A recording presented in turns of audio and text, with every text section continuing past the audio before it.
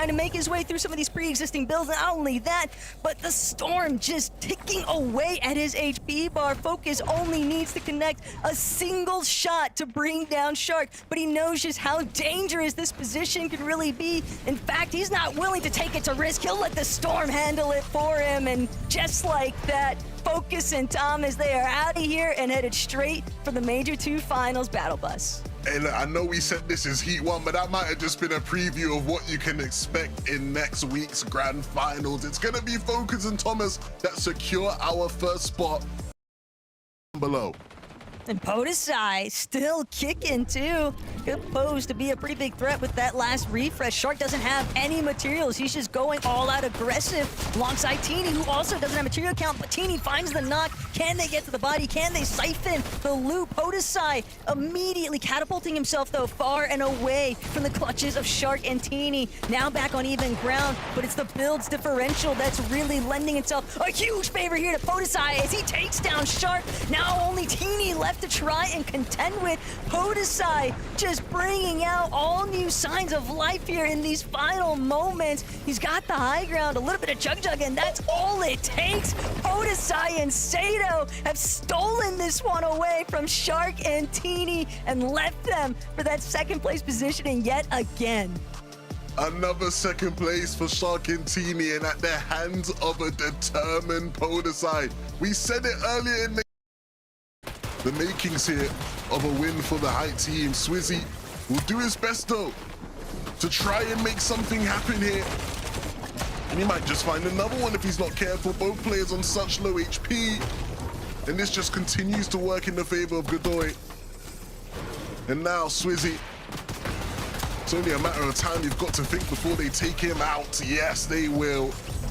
Godoy will get the final bit of damage there to secure a spot in the final. And we've said it over and over again, Taco, you're gonna see surprises here in the Heat stage. Hey, to be fair to Takada, Size and Scary clearly had the winning recipe. It was all about the high ground, but Godoy and Polo off the overdrive grenade, still landing back on Height. No one has had a chance yet to truly challenge him. But this is a really tough spot to be. Teeny on a solo Height. And they've done the hard part all throughout this game when needed. But now the toughest challenge comes here for Teeny.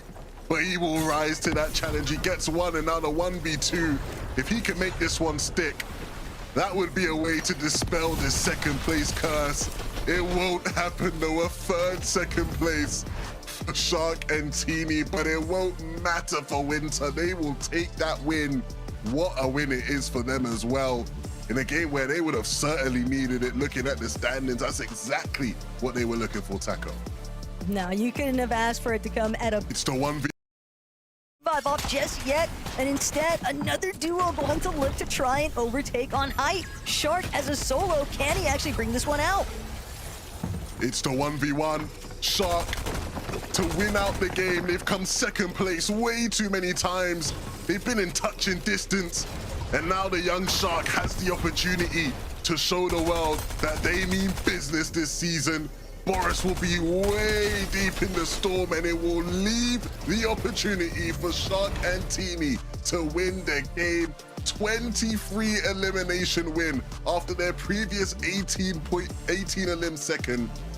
These guys are a different gravy, Taco. Hey, better late than never. After all, Shark and Teeny, we already knew. They had a bit of a rough time last season, but this season is definitely very different. Oh yeah, very quick way to clean it up. I mean, can't expect. Could be Mustache's time to strike, Levin. Dinas and Franek are gonna be the duo standing in his way. Like you said, just solos remaining outside of that, and the power of the duo is too much to bear. Dinas and Franek will be the ones to take game 2. Definitely a really solid run there, though, for Mustache and Tastin. Bound to push them up some placements on that leaderboard later on. And just a really good catalyst opportunity, really, to see what else they've got in store for us. But, of course, Dinas and Franek securing their spot in the Major 2 Grand leverage of the high ground. Fruzy sent outside of the zone momentarily off of a well-placed overdrive. And Kenty, Fruzy now trying to see if they can force Larix and Maldice into an awkward position, but it's actually going to be Larix and Maldice with the side shots taking over in game number 3. You would think that the high ground would be the ultimate advantage, but just some well-placed aim along the way. Little drive-by win there in the end of it. What a game for Larix and Maldice, two very hard-working players who have now earned their spot in the major finals. A great game that I'm sure they will be ecstatic about.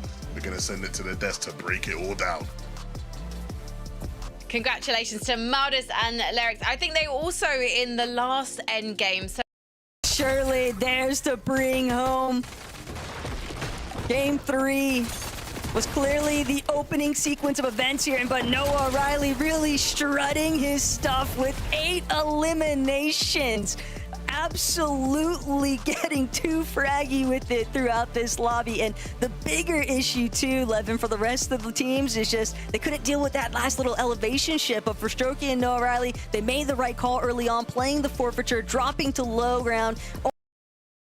Down at the leaderboard to see if they've done enough here, as Cringe and Twy now really coming alive in the final hour. But this is exactly where they needed to showcase their strengths, because they are sitting in a rather comfortable position currently, just based off these 7 eliminations that they've managed to build up here.